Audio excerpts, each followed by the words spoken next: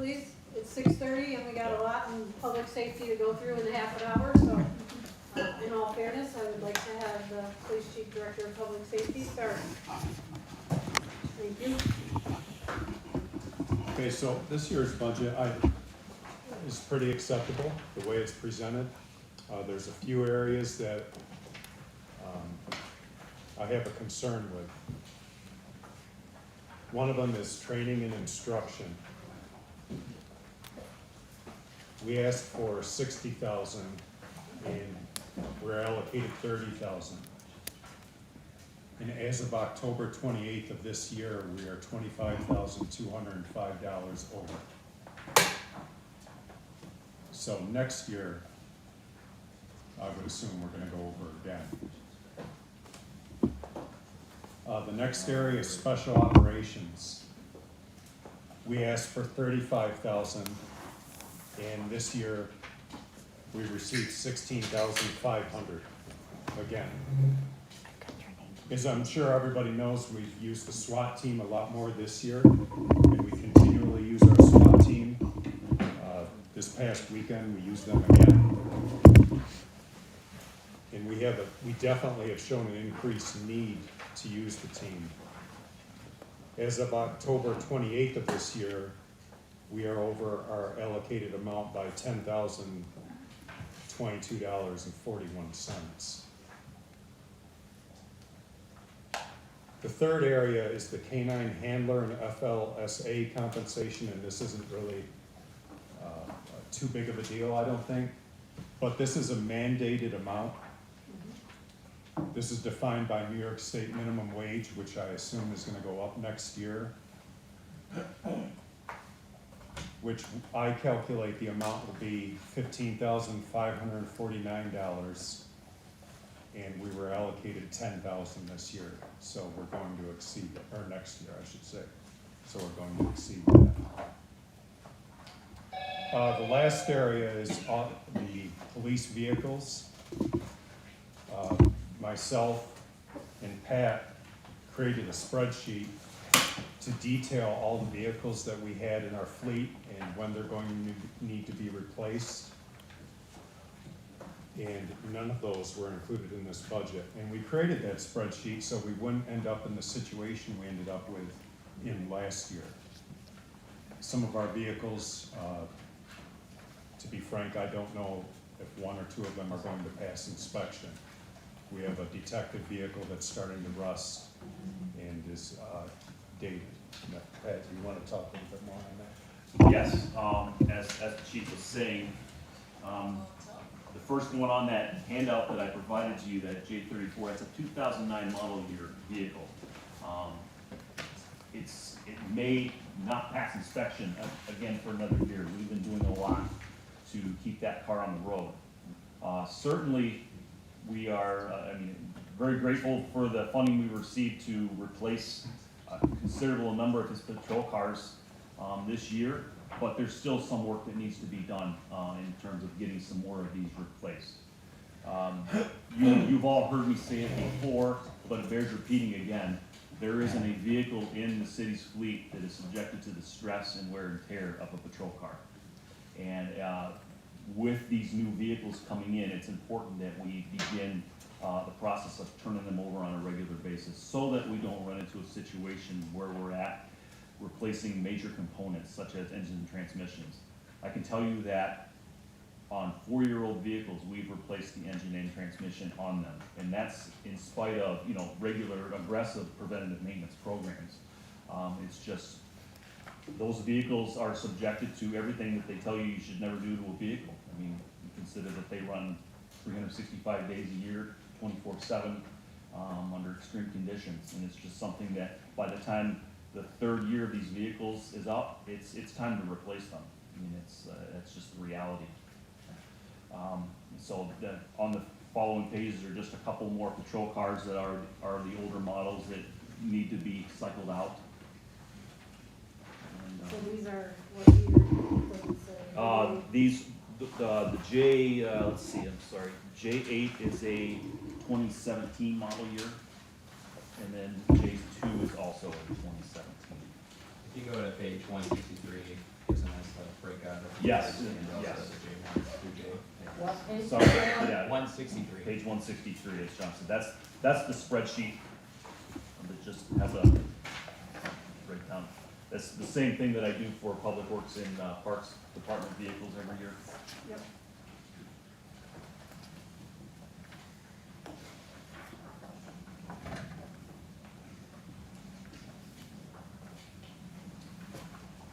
And then, as we're showing here, the last page, J7, is actually a 2020 model year vehicle, but it's already 3 years old, or it will be 3 years old, and it's already got high mileage on it, and it's showing signs that it's going to become a problem.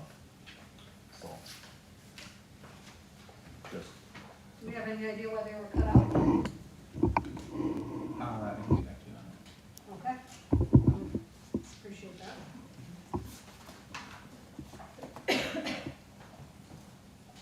but, any questions at all as far as the vehicles?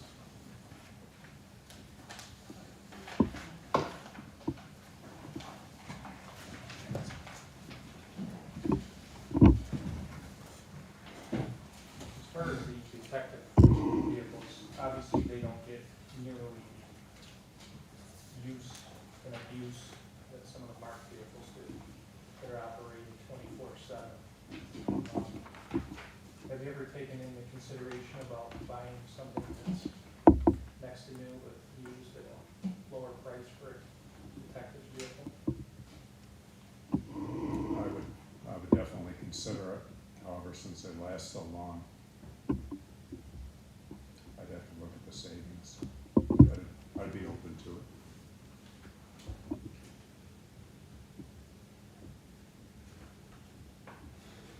That's all I had for the police department budget.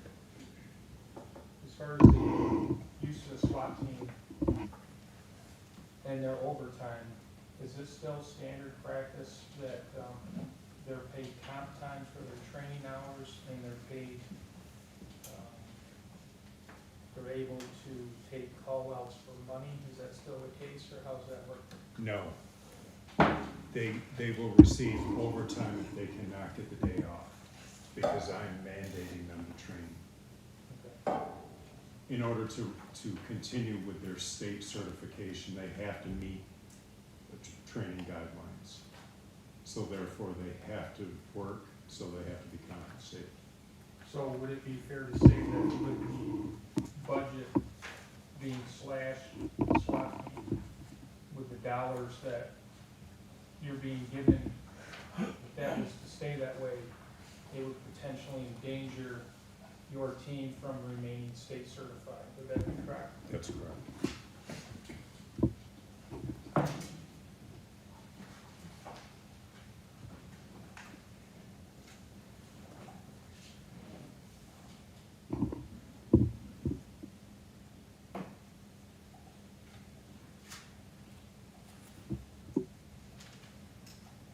One other thing, you stated that the funding was slashed for the canine position for training.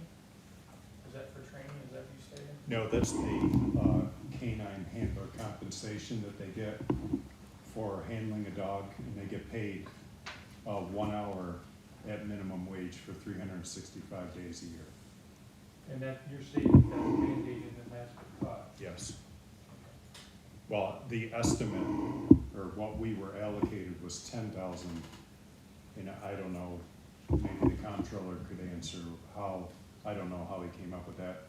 Maybe that was at the current minimum wage, but with the increase in minimum wage next year, it's gonna go over that $10,000 amount. The minimum wage Yes. beginning January 1, it's 13.10 now, so. So it would go to 15,549. So we wouldn't be compliant in the current numbers, is what you're saying? No.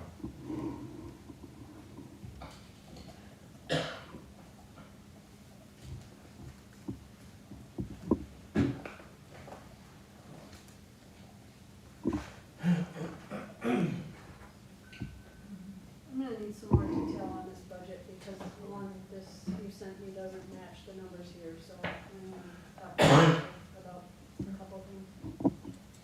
Then And then the 90,000 for the license plate readers, can you just explain what those are to me? The license plate readers, Yep. they're stationed, they're stationary at the major points of entry and exit to the city, Okay, and that will allow us to investigate crimes that happen in the city where people sometimes, oftentimes leave the city, whether they go back to Buffalo or wherever.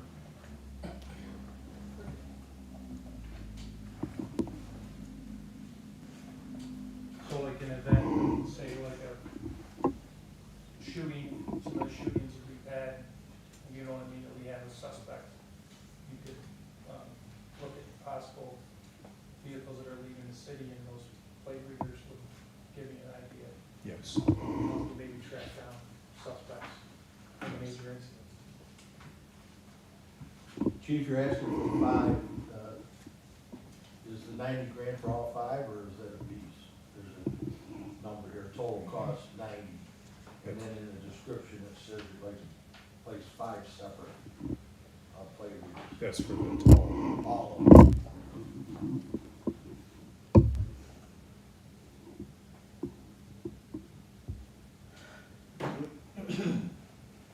so it looks like the vehicle wasn't funded for you, and the SWAT was funded, and the ARPA funding, and then just the vehicles. The vehicles. Yes. Anybody else have any other questions? Regarding police? Vehicles, K-9, Yeah, I know that, I'm talking capital. okay. That's why I believe that covered. Okay, thank you.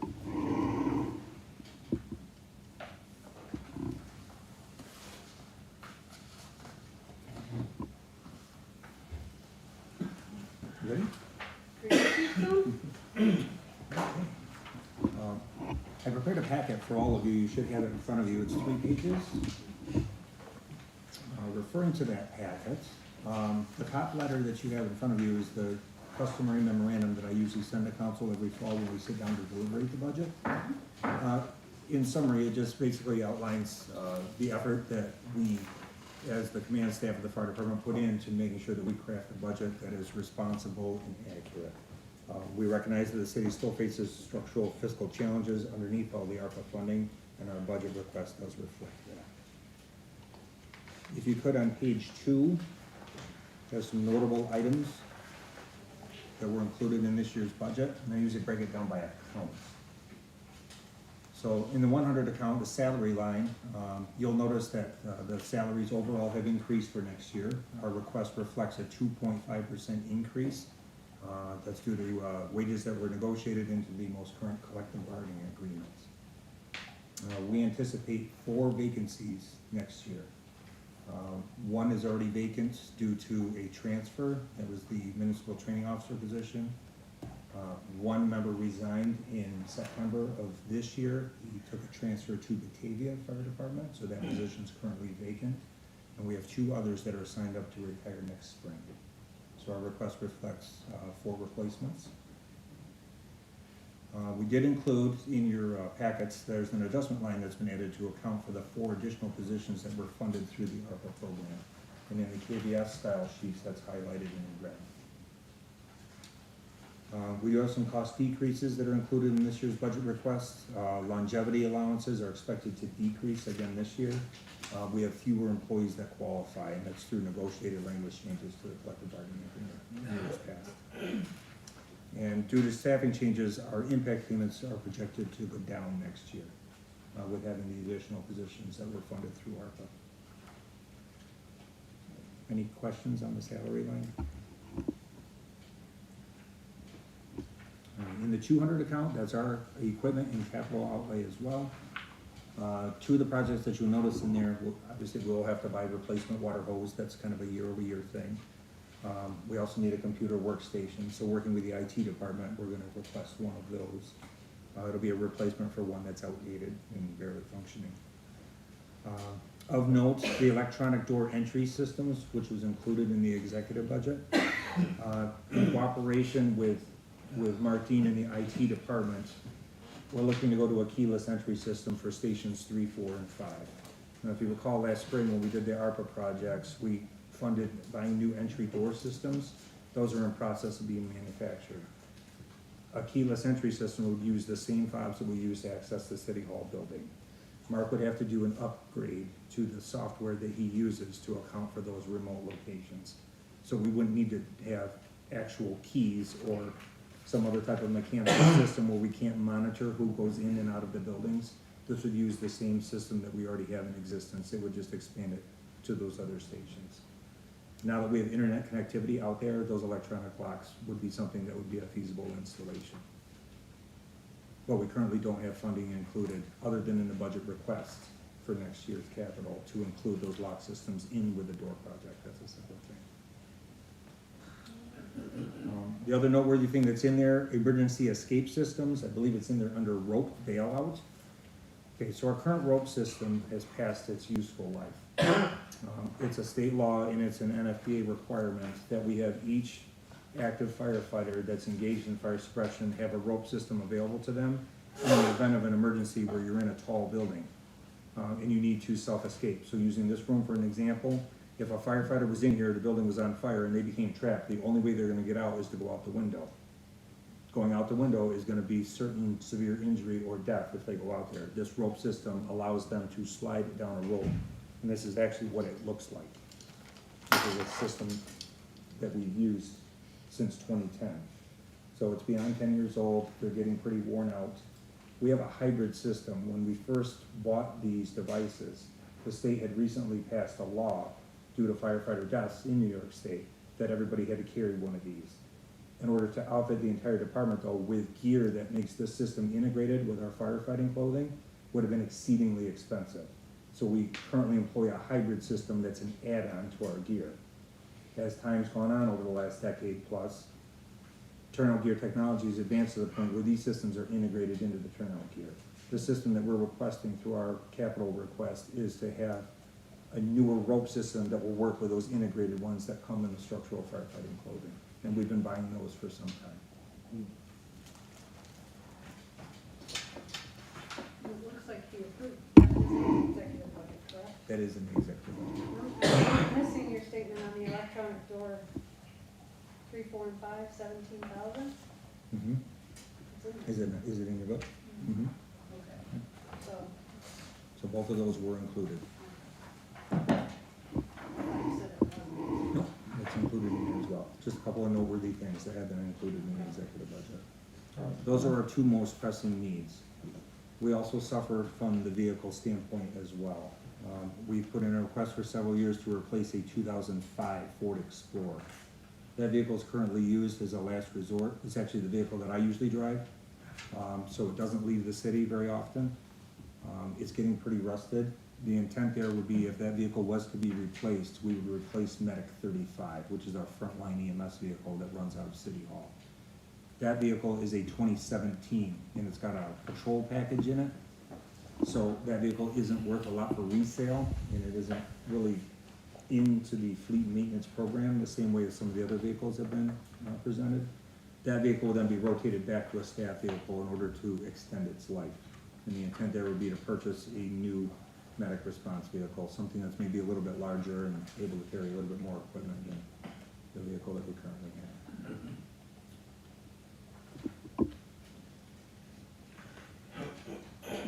Any questions I can answer for you on the 200 account items? Okay, under our 400 account, that's a contractual and miscellaneous expenses. You'll see that there's some market cost increases here over last year. The first one would be telephone service. That increase is reflective of expenses that are related to the cost of wireless connectivity. It has to do with our EMS billing. We use wireless technology now to track those records. We're also going to be having mobile data terminals in some of the vehicles. That's also going to require a wireless connection. It's something that's going to be likely separate than what the police department uses, so because we're trying to drive the cost down. We have our own standalone connectivity for each one of those terminals, and we won't have to have the expense of outfitting the vehicle similar to a patrol car. Our utility bills are up. That's just reflective of the cost increases that are being passed along to us by our service providers.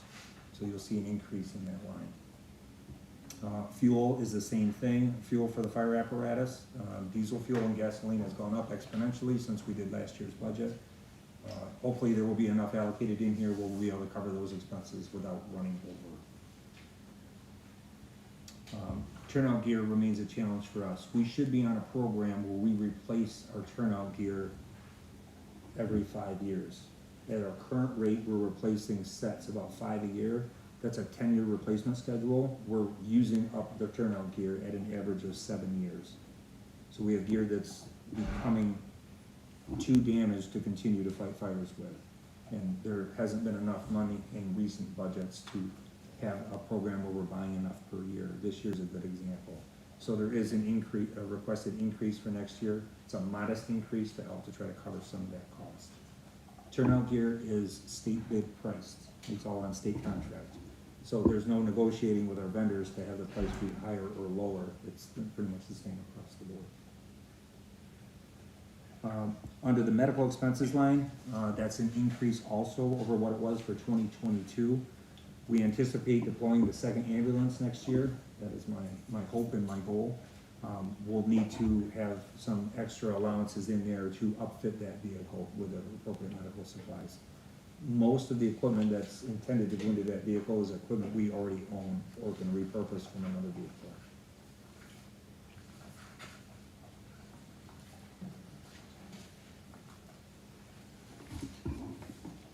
Any questions on the 400 account items?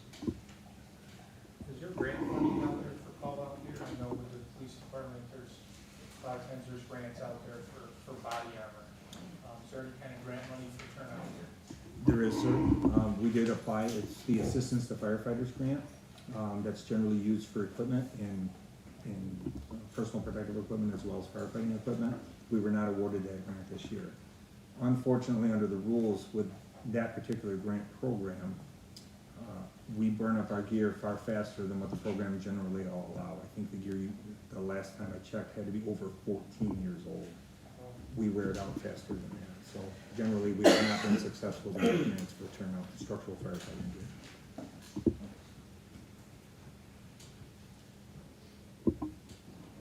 We do still have pending, this is just worth noting as far as personnel goes.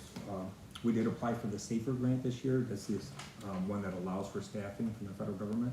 We have not been told yes or no yet, so I still have my fingers crossed that there's a possibility that grant program will come through to be able to fund some more positions for us.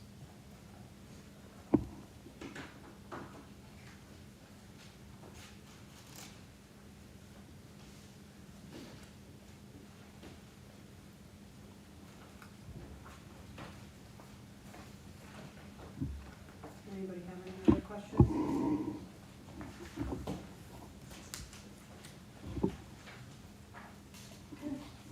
You guys are good. I'm sure I will have some. You will hear from me. Thank you, everyone, for listening. You're welcome.